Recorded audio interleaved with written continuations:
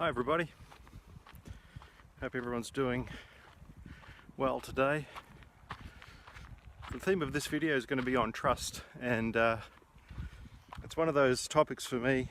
Well, just this week I've been thinking a lot about it and having thoughts and ideas of what I could share, and but I haven't written anything down, so my hope is that I can get what's been going on in my thinking over the last week into this video. So we'll see how it goes, but maybe before we start, just to let everybody know that, for those that may not know, that I am a qualified counsellor. I've been counselling for 13 years, and so if that's of interest to you, feel free to contact me on my email address. The link is in this video in the description, and we'll take it from there. But and also just to let you know that I am on Patreon. The incentive to support me on Patreon, other than just the actual, I guess, monetary support, which is minimal. I mean, you can donate $1 a month. The incentive is you get the videos early. You get them about 1 week early most times. But it's really just an opportunity for people to, if they want to say thank you, that's a way of saying thank you, and that's there. So again, link in the description for that. And also, just a request that if you're watching any of my videos and there's something in it that you think's of value, that may be of value to others as well, to please share it. Maybe share it with a timestamp to somebody, or post it around if you're finding they're of value and that others might benefit from them. That would be also much appreciated. So this theme of trust, and the message essentially in this video is to trust yourself, but I'm going to unpack and expand on all of that, because I'm aware that we're all at different stages in that journey, and I think this video is for people that essentially, like, they're ready to trust themselves, but they're either afraid or they're not, or they're still putting their trust in others in a way that might not be necessary. So this video really is an encouragement to people that feel that they might be at that point, to take that step, and whatever that looks like, in trusting themselves, whether that's trusting their own discernment, trusting their own intuition, their own gut feel on something, and testing it. And we'll expand more on that as we go along. For some of us that have grown up, I might just move it because there is a bit of a breeze. I am working on fixing the breeze problem. For those of us that might have grown up in really stable, affirming households, this ability to trust oneself is a gift, is being gifted usually already. At least a solid foundation in which to trust ourselves. And then we just build upon that and grow upon that. And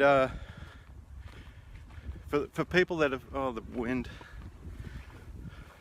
For people that have had that experience, they essentially don't know what it's like to not be able to trust themselves, and therefore be able to, as an extension, trust others in a way that's healthy. But for some of us, we haven't had that luxury, and that can lead to all sorts of problems, of course. But essentially, for people that have, obviously we all as children trust our caregivers, and if that trust is betrayed, if that trust is violated in any way, then it puts us on the back foot on being able to trust ourselves and build those relationships with others and God. And so for people in that position, there's usually an adult journey that's required to build that trust in self, and part of that journey is like needing to put one's trust in others in order to get to a point of trusting oneself. And the problem with that, in a sense, is our radar is often a little faulty, and so we can end up trusting untrustworthy people and getting more hurt and having more trauma and so on. But I think the reality is, for those that trust in God, have a trust in God and are believing in that relationship, I think ultimately God's will is achieved in that He brings us to where we need to be, and ultimately His will wins. But we can have some difficulties, even some difficulties that might be avoidable or have been avoidable. And so part of this video is to maybe speak to some things that might enable people to have a smoother journey of coming back to a place of trusting themselves. Now, just a personal experience, or personal testimony, I suppose, is I found out, I think in my early 20s, that I was a verbal processor. And when I figured that out, you couldn't shut me up. I grew up in a household that was very quiet, and not a lot of talk at all. And so I think a lot of my journey was sort of unprocessed in that sense. And so once I figured that out, and I figured it out because it's like the floodgates opened, I started sharing, and that I found people on my path that would allow me to do that verbal processing. And ultimately it all worked out, but it also meant that I would share things with people with untrustworthy people, and get the painful consequences of that. But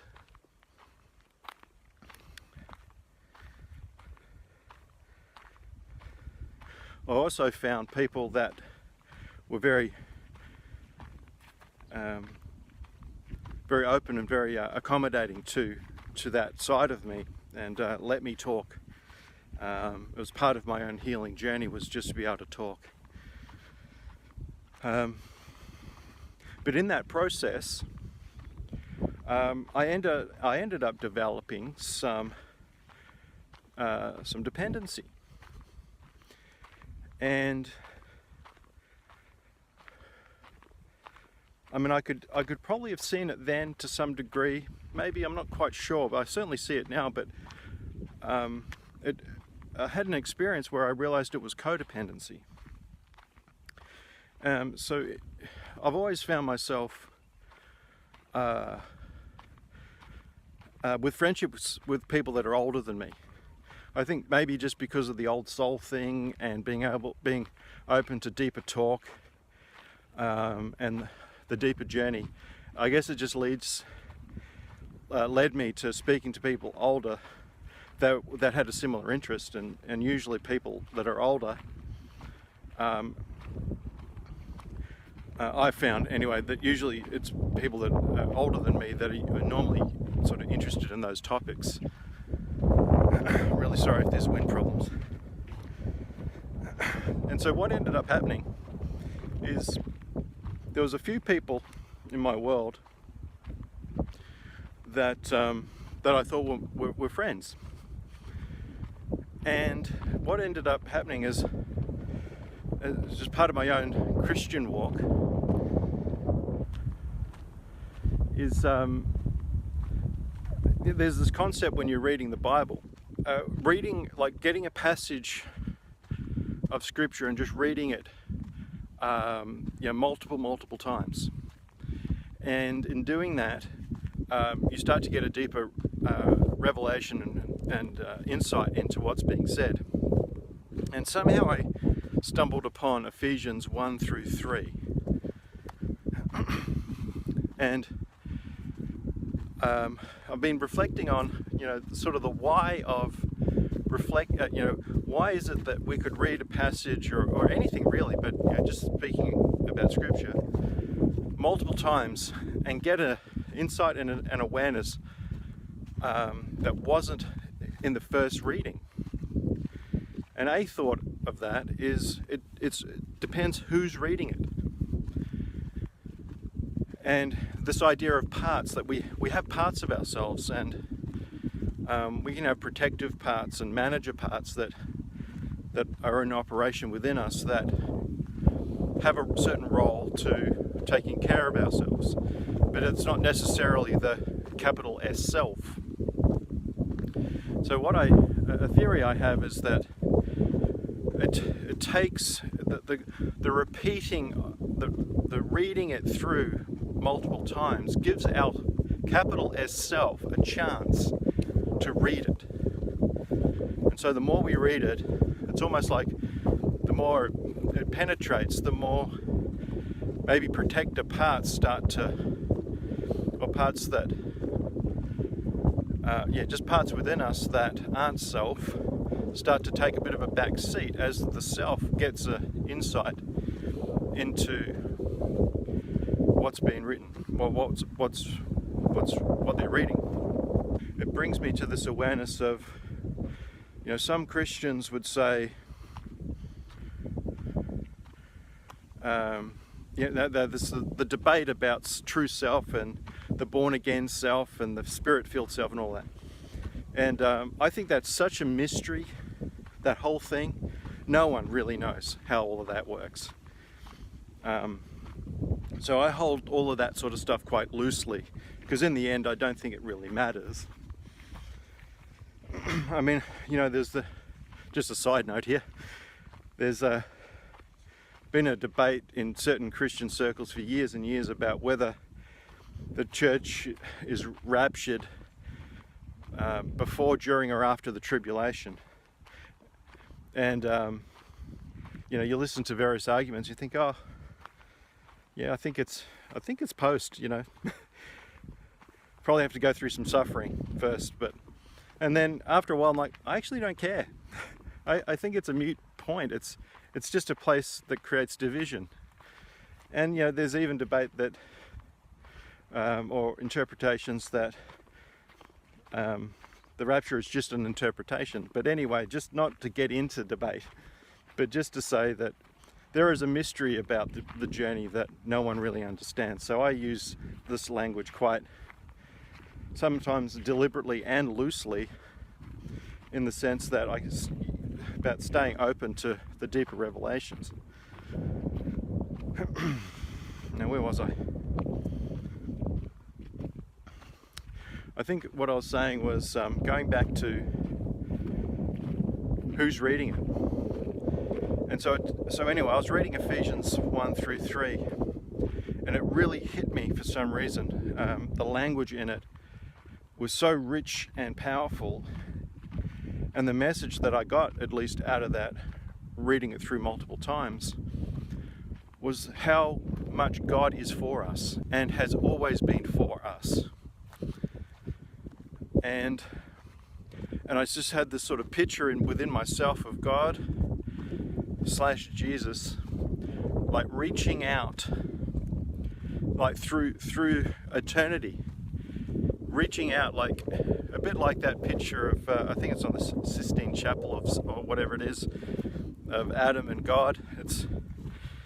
There's various ways of interpreting that image, but just that idea of, instead of Adam reaching out to an elusive, uninterested God, which is, I think, what part of that image represents, is God's doing that to us. God is reaching out his hand now, all the time, for us. And that's the impression that I had, was like God reaching out to to his creation and to us as individuals. There was something about that realization, that revelation, where I kind of stepped back into more of myself and the trust in that relationship, and more into just the awareness or the certainty of God's intentionality towards us. And the point of all this, or one of the points of this, is it changed those relationships that I referred to earlier. Now, I had this faulty belief that I realized later, that these people had arrived into like that deeper journey, and I was still trying to catch up. And that I suddenly had this great news. I was like, I've caught up. I've finally had this realization and this revelation of who I am in God. And isn't that awesome? And these people that I realized there was a codependency, I realized they were dependent. They were dependent on me being dependent on them. And when I no longer needed them in the same way, the friendship was an offense to them. And those friendships dropped off like that, almost overnight. It was very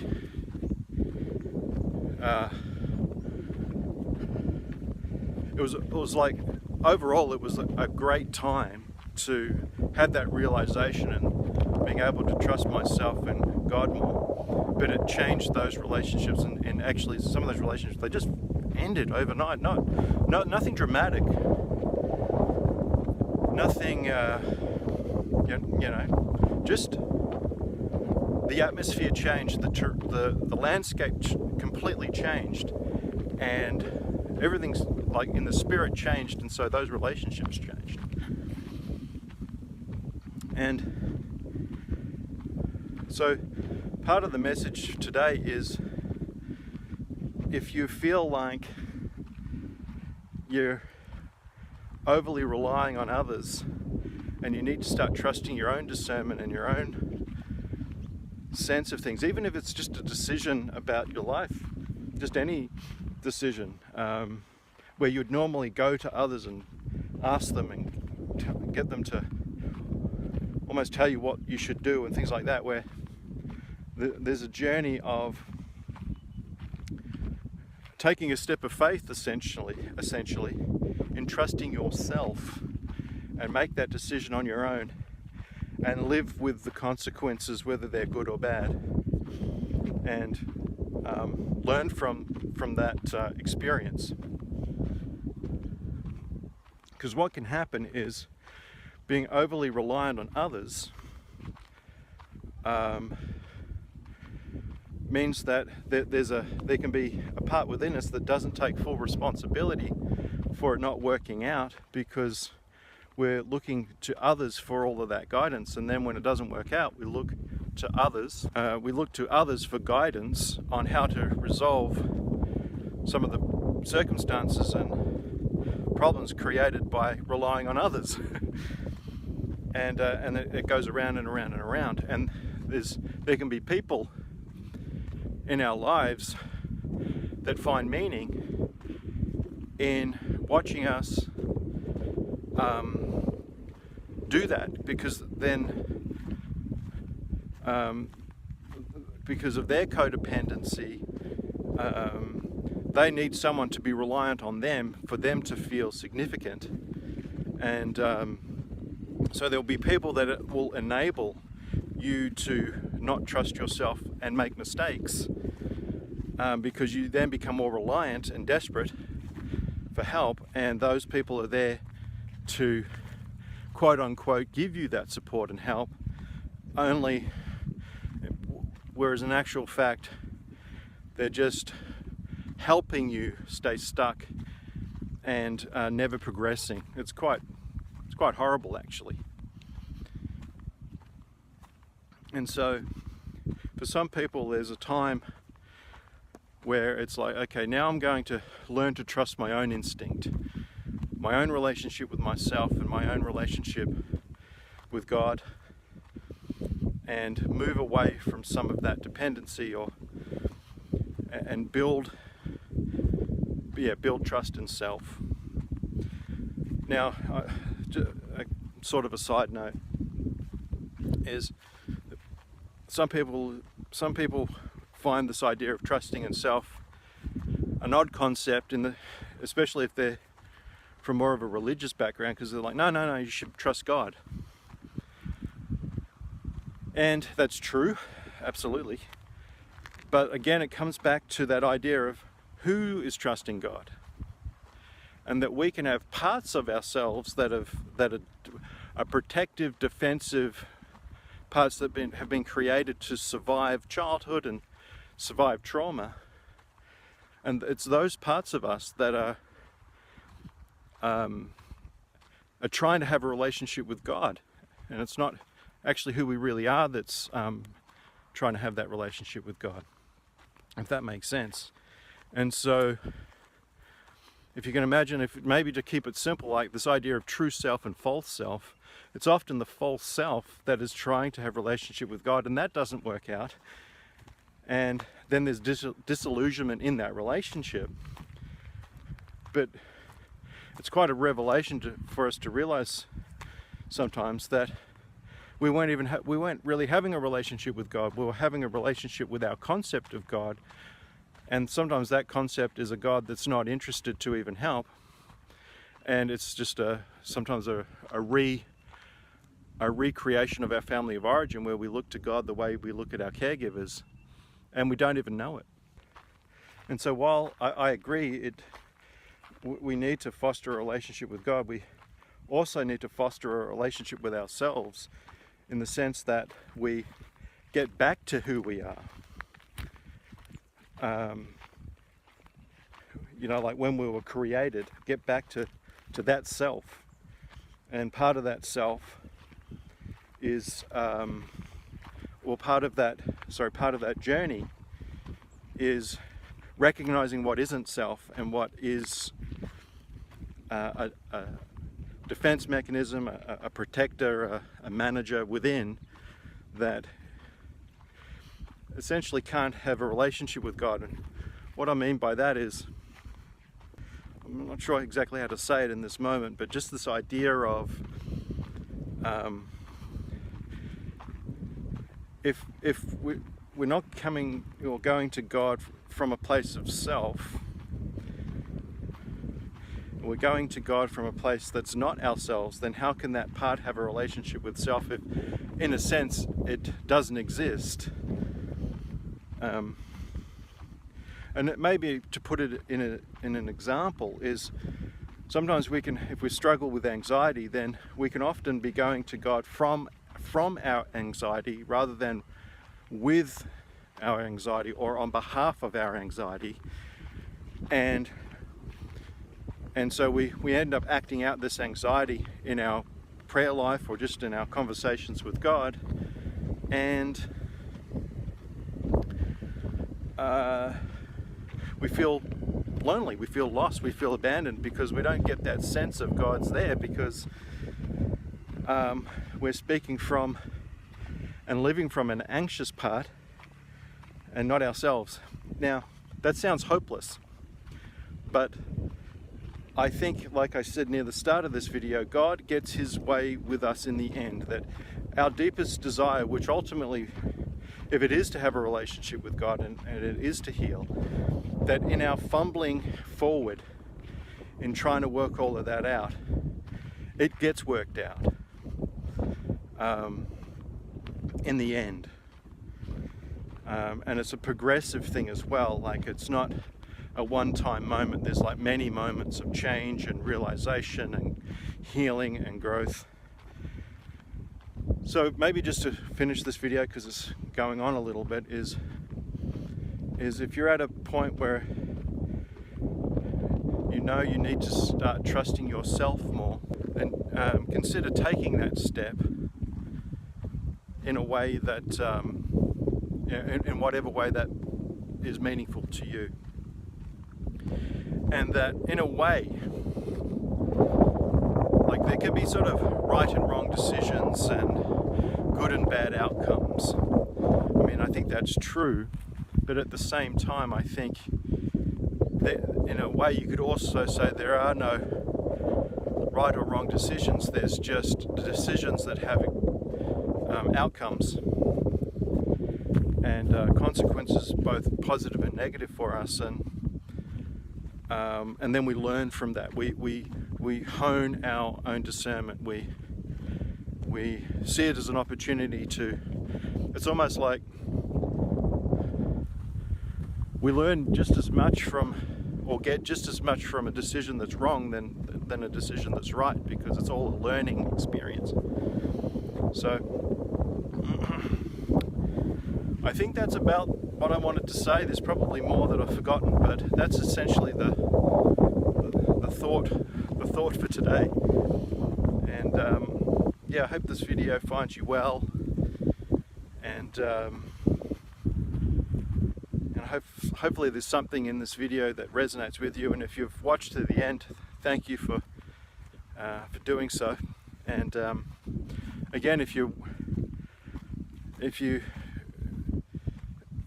have found something in this video or my other videos that have benefited you, that you think others might benefit from, please share them. Please get them out there to others that might benefit from them as well. And if you want to support me on Patreon, it's just a little thank you and an acknowledgement of the work that I do in these videos, and you get to have the choice whether to watch them a week early. And so there's that. And also, just a reminder, I am a counsellor. I've been counselling for 13 years now. If you want to find out more, just you can go to my website or just send me an email, and I'll be happy to answer your questions. So I'll leave it there. I was hoping I was going to do a 20-minute video. It's now a 30-minute video, but that's what it took to get these thoughts out. So anyway, thanks again, and I'll see you in another video.